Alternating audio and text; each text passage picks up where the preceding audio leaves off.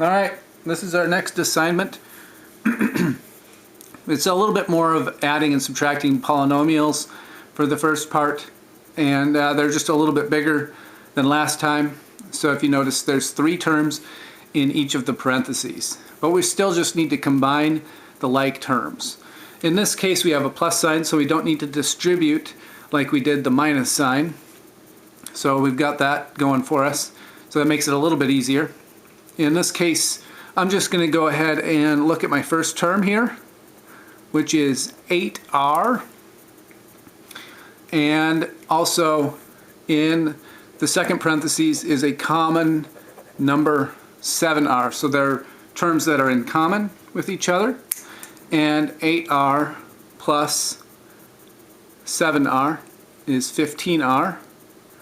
So we now have 15r. The next term is negative 3. Notice that's a negative 3. And we have a negative 1.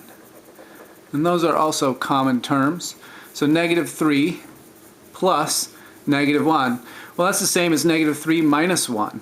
So if you owed $3 and then you owed another dollar, you'd owe 4. So negative 3 minus 1 is negative 4. So minus 4. Okay.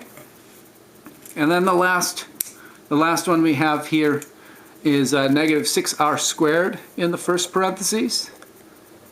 And negative 6r squared plus 7r squared. So notice we've got a negative and a positive. You can actually rearrange it. So instead of saying negative 6r squared plus 7r squared, we could actually say 7r squared minus 6r squared. So now 7 minus 6 is just 1.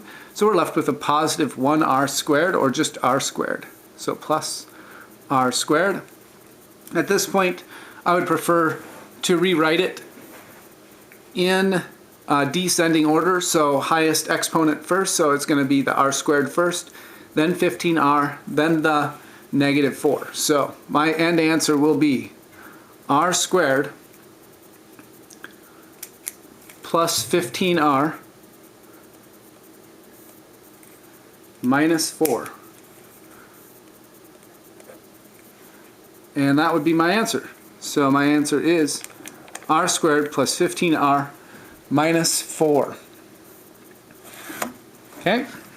Another one on this worksheet was about factoring. So I want to factor n squared plus 10n plus 21.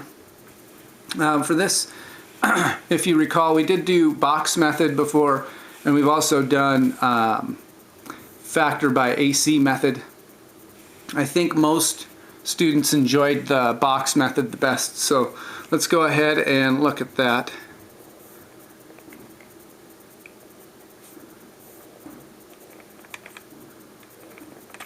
So you want a box with 4 smaller boxes inside.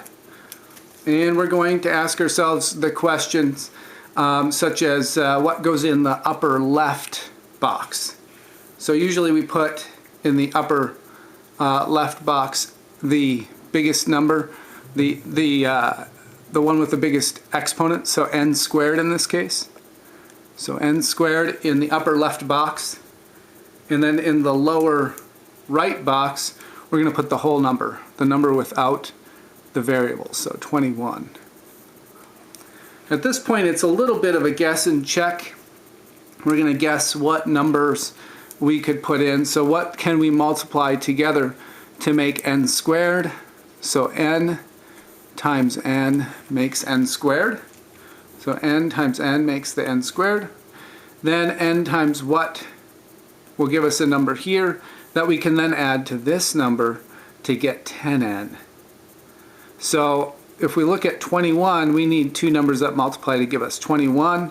So we might do another side note here, which is that 21 times 1 is 21. Also, 7 times 3 is 21. And you might notice real quick, 7 times 3 is 21, but also 7 plus 3 is 10.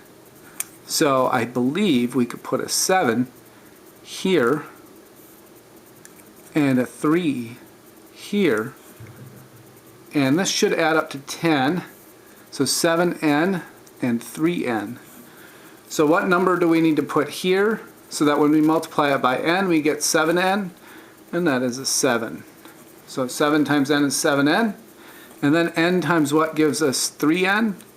Well, 3 times n gives us 3n. So we've got n plus 3 and n plus 7. That is our factors. So in this problem here, our answer is n plus 3 times n plus 7. And that is our answer. If you have any questions, please let me know. And thank you so much.